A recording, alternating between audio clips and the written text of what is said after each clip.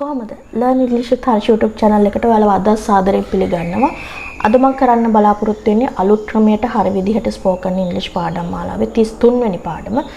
මාසයක දෙක කාලයක් මට මේක කරන්න බැරි වුණා. හේතුව මම බලාපොරොත්තු වුණා මේක තව දුරටත් සමාජය අතරට යන්න ඕන කියලා. ඉතින් ඒක තමයි මම ටික දවසක් බලාගෙන හිටියේ.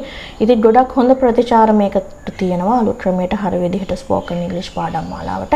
ඉතින් මුලින් ඉඳන් මාත් එක්ක එකතු වෙන්නේ මම බොහොම ආදරෙන් ඉල්ලා සිටිනවා මගේ මේ අලුත් ක්‍රමයට හරි විදිහට spoken English පාඩම් මාලාවේ lesson 1 ඉඳන් බලන්න කියලා. lesson 1 වලදී මම පැහැදිලි කරනවා සම්පූර්ණයෙන්ම මේ විදිහට ඉගෙන ගැනීමේ වැදගත් ක්‍රම ඒ lesson 1 වලදී කියනවා. ඒ වගේම මොකද්ද මෙතෙන්ද කරන්න කියන එක මම කියනවා. ඉතින් ඒක නිසා මම බොහොම ආදරෙන් ඉල්ලා සිටිනවා lesson 1 ඉඳන් බලන්න කියලා. ඉතින් අද ඉඳන් පාඩම් මාලාවට එක් වෙන අයට මට කියන්න තියෙන්නේ සරලව මම මෙතෙන්දි කරන්නේ අපි දන්න English cartoons, English movies, English dramas මෙන්න මේවල යන conversation දෙබස් වලින් ඒ සංවාද වලින් මම ගන්න මේ ඉංග්‍රීසි කතාවට වැදගත් වෙන වාක්‍ය ඛණ්ඩ එහෙම නැත්නම් වාක්‍යයන් ඔයාලට සිංහල තේරුමත් එක්ක කියලා දෙනවා. ඉතින් ඔයාලට කරන්න තියෙන්නේ පොතක් මේන්ටේන් කරගෙන යන්න. lesson 1 ඉදන්ම බලාගෙන ඉන්න. දැන් මේ වෙනකොට ගොඩක් phrases එහෙම නැත්නම් sentences කතා කරලා තියෙනවා ඉංග්‍රීසි කතාවට වැදගත් වෙන. ඉතින් ඔයාලට තියෙන්නේ මම මේ සිංහල තේරුමත් එක්ක කියලා දෙන මේ වාක්‍ය ඛණ්ඩ එහෙම නැත්නම් sentences පොතක සටහන් කරගන්න. නැවත මේක කියවන්න. එහෙම කියවලා ඔයාලා එදිනෙදා කතා බහ කරනකොට මේ දේවල් අදාළ තැන්වලදී ඇප්ලයි කරගන්න කියලා තමයි මම කියන්නේ. එහෙම මේ විදිහට ඔයාලා දිගටම කරගෙන ගියොත් ඔයාලට පුළුවන්කම ලැබෙනවා ඔයාලගේ ඉංග්‍රීසි මට්ටම වැඩි දියුණු කරගන්න. ඉංග්‍රීසි කතාව බොහොම පහසුවෙන් ඔයාලට ඉංග්‍රීසි කතාවට හුරු වෙන්න පුළුවන් කියලා මම 100% විශ්වාසයෙන් යුතුව කියනවා. ඉතින් මේ විදිහට කරගෙන යන්න වචන ඉගෙන ගන්නවට වැඩිය මේ phrases වාක්‍ය ඛණ්ඩ එහෙම නැත්නම් sentences විදිහට ඉගෙන ගත්තොත් ඔයාලට ඒක ලොකු වටිනාකමක් ලැබෙයි කියලා මම විශ්වාස කරනවා. ඉතින් අද දවසේ මම සූදානම් කරගෙන තියෙනවා මේ විදිහට ඉංග්‍රීසි කතාවට වැදගත් වෙන වාක්‍යයන් 20ක් මම තෝරාගෙන තියෙනවා. ඉතින් ඒවා සිංහල තේරුමත් එක්ක සටහන් කරගන්න. අලුතෙන් එකතු වෙන අයට මම කියන්නේ මුලින් ඉඳන්ම lesson 1 ඉඳන් බලන්න. ඒ හැම ඒ වාක්‍ය ඛණ්ඩයක් මේ sentences පොතක සටහන් කරගන්න සිංහල තේරුම එක්ක නැවත ඒක කියවලා ඒක හොඳින් Tamanට ඒක මතක තබා ගන්න කටපාඩම් කරක් කමක් නැහැ කියලා තමයි මම යෝජනා කරන්නේ. මොකද ඒක කියවලා හොඳට මතක තියාගත්තොත් ඔයාලට ඒක ඉංග්‍රීසි කතාවට ගොඩක්ම ඔයාලගේ ඉංග්‍රීසි කතාව දියුණු කරගන්න ඒක අනිවාර්යයෙන්ම වැදගත් වෙයි කියලා මම විශ්වාස කරනවා. හරි. එහෙනම් අද පටන් ගමු අලුත් ක්‍රමයට හරි විදිහට spoken English පාඩම් මාලාවේ 33 වෙනි පාඩම. පළවෙනි වාක්‍ය ගත්තොත් පළවෙනි වාක්‍යයේ තියෙන you had no idea they weren't getting along. මේක ප්‍රශ්නයක් විදිහට අහන්නේ. එතකොට you had no idea they weren't getting along. ඒ කියන්නේ මොකද්ද? එයාලා නොගැලපෙනවා කියලා ඔයාට අදහසක් තිබුණෙම නැද්ද? ඔයා දැනගෙන හිටියේම නැද්ද? You had no idea they weren't getting along. එයාලා නොගැලපෙනවා කියලා ඔයා දැනගෙන හිටියේම නැද්ද? They didn't even talk to each other. ඔවුන් එකිනෙකාට කතා කරන්නේවත් නැහැ. They didn't even talk to each other. ඔවුන් එකිනෙකාට කතා කරන්නේවත් නැහැ. How was I supposed to know they were having problems? කොහොමද මම දැනගන්නේ යාලට ප්‍රශ්න තියෙනවා කියලා? How was I supposed to know they were having problems? කොහොමද මම දැනගන්නේ යාලට ප්‍රශ්න තියෙනවා කියලා? I just can't believe this is happening. මට විශ්වාස කරන්න බෑ මේක වෙනවා කියලා. I just can't believe this is happening. මට විශ්වාස කරන්න බෑ මේක වෙනවා කියලා. Is there any chance you can look at this as flattering? Is there any chance you can look at this as flattering? ප්‍රශ්නයක් විදිහට අහන්න.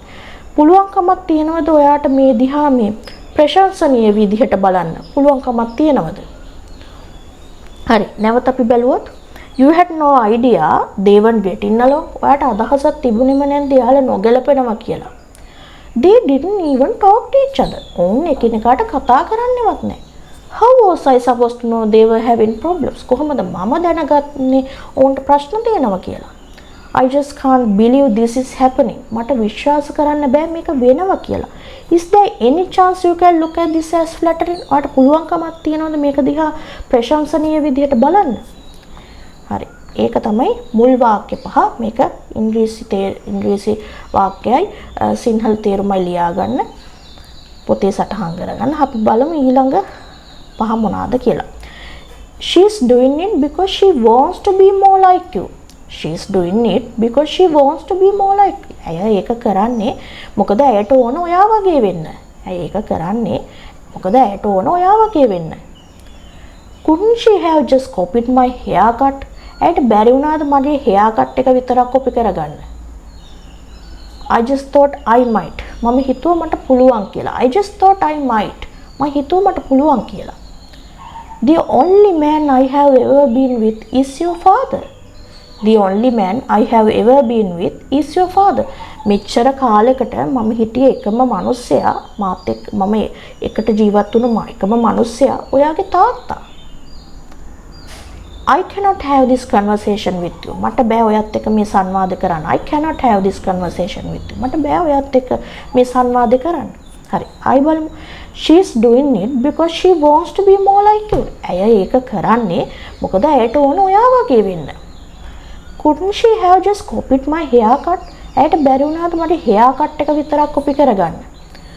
I just thought I might. මම හිතුවා මට පුළුවන් කියලා. The only man I have ever been with is your father. මෙච්චර කාලයකට මම එකට හිටපු එකම මිනිස්සයා ඔයාගේ තාත්තා. I cannot have this conversation with you. මට බෑ ඔයත් එක්ක මේ සංවාදේ කරන්න. I cannot have this conversation with you. හරි. මේකත් සටහන් කරගන්න සිංහල තේරුම එක. I am on the fence about that. මම ඉන්නේ ඒක ගැන වැට උඩ. ඒ කියන්නේ තාම තීරණයක් නැහැ. එතකොට ගැන I am on the fence about that. මම ඒ ගැන වැට උඩ ඉන්නේ. තාම තීරණයක් නැතුව මම ඒ ගැන වැට උඩ ඉන්නේ. I am on the fence about that. මම ඒ ගැන වැට උඩ ඉන්නේ. I thought you had this all planned out. මම හිතුවා ඔයා මේ හැමදේම plan කරලා තියෙන්නේ කියලා. මම හිතුවා ඔයා මේ හැමදේම සැලසුම් කරලා තියෙන්නේ කියලා. I thought you had this all planned out. Do you want me to try? ඔයාට ඕන මම අඩන්නද? Do you want me to try? ඔයාට ඕන මම අඩන්නද? I'm afraid I have some bad news. මට කනගාටුයි මට නරක ආරංචියක් තියෙනවා. I'm afraid I have some bad news. මට කනගාටුයි මට නරක ආරංචියක් තියෙනවා. Someone should have called me. කවුරු හරි කෙනෙක් මට කතා කරන්න තිබුණා. Someone should have called me. හරි. නැවත බලමු. I'm on the fence about that. මම ඒ ගැන වැට උඩ ඉන්නේ. තාම තීරණයක් නැතුව මම ඒ ගැන වැට උඩ ඉන්නේ. I'm on the fence about that. I thought you had this all planned out. මම හිතුවා ඔයා මේ හැමදේම සැලසුම් කරලා ඇති කියලා. Do you want me to try? ඔයාට ඕන මම අඩන්නද? Do you want me to try? ඔයාට ඕන මම අඩන්නද? I'm afraid I have some bad news. මට කනගාටුයි මට නරක ආරංචියක් තියෙනවා. I'm afraid I have some bad news. Someone should have called me. කවුරු හරි කෙනෙක් මට කතා කරන්න තිබුණා. Someone should have called me. කවුරු හරි කෙනෙක් මට කතා කරන්න තිබුණා. හරි. මේ වාක්‍ය පහක් සිංහල තේරුම එක ලියා ගන්න.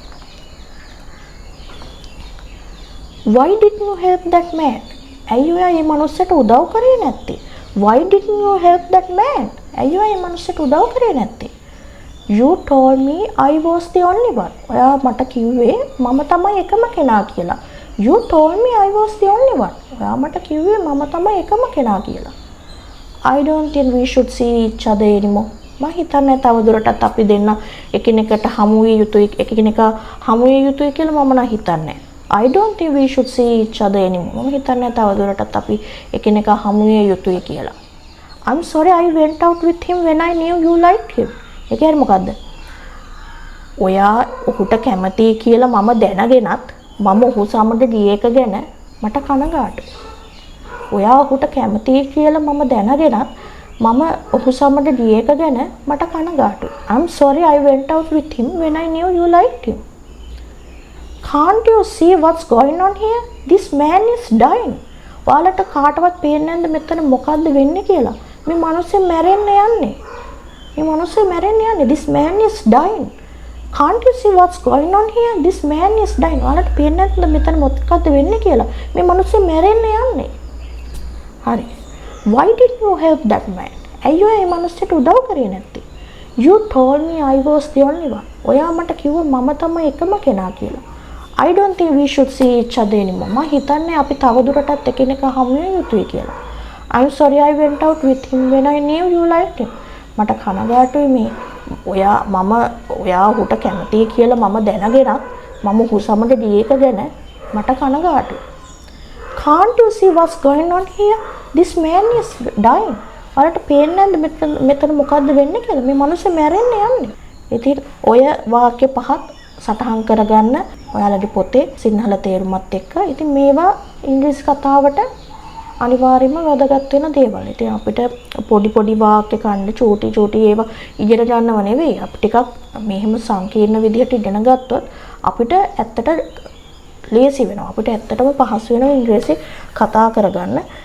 ඉතින් ඉංග්‍රීසි කතා කිරීමේදී ගොඩක් වැදගත් වෙනවා මේ වාක්‍යයන් ටික. ඉතින් ඔයාලට දැනෙන දේ, හැඟෙන දේ මට කමෙන්ට් එකක් විදිහට ඉදිරිපත් කරන්න. එතකොට මමත් සතුටු වෙනවා, මමත් මොටිවේට් වෙනවා. ඉතින් මේ විදිහට සටහන් කරගන්න. අපි බලමු මේ විදිහට දෙකටම කරගෙන යන්න කොට මොන වගේ වෙනසක් අපි තුල ඇති වේද කියලා. හරි. එහෙනම් අලුත් ක්‍රමයට හරි විදිහට ස්පෝකන් ඉංග්‍රීසි පාඩම් මාලාවේ 33 වෙනි පාඩම මම මේ විදිහට අවසන් කරනවා.